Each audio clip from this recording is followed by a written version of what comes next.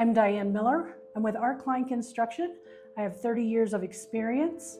Our company serves commercial, multifamily, and residential construction. We service the entire Front Range. We're one of the largest construction employers in El Paso County. What impacts our industry over, I would say, the past decade has been labor laws, the uncommitment of our lawmakers to reform construction defects, and of course, the impact of the green or energy goals that we have seen over the last decade. What increases our cost as an industry is what directly impacts our customers, obviously. What we do to build effectively, to build well, to build quality, is most of those costs then get passed on to our customers. So the cost of their ability to do business and build new buildings impacts them significantly.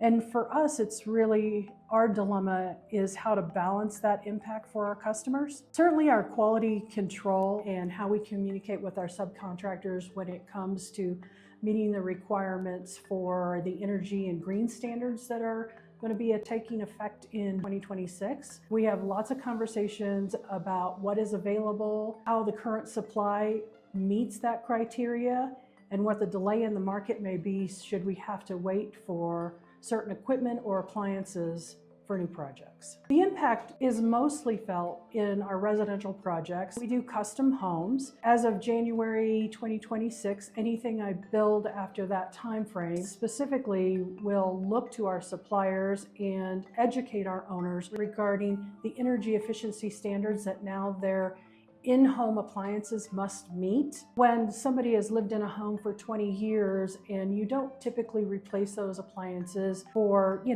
10 to 20 years ongoing, it's kind of a sticker shock when they realize what the new cost is going into their new home. So we do a lot of education when it comes to new legislation that impacts specifically our custom home clients. What is lacking in the process of new legislation is the ripple down effect as it impacts consumers. Many times we see these impacts happening as a large business who follows, but the impact doesn't really kind of get communicated to the individuals who really have the deepest cost impact when they go into effect. You know what would really bring up the confidence of the industry is for our legislators today to continue to talk about construction defects and how not only it affects the builder and how the builder is responsible for the after product care, but really about the developers who are choosing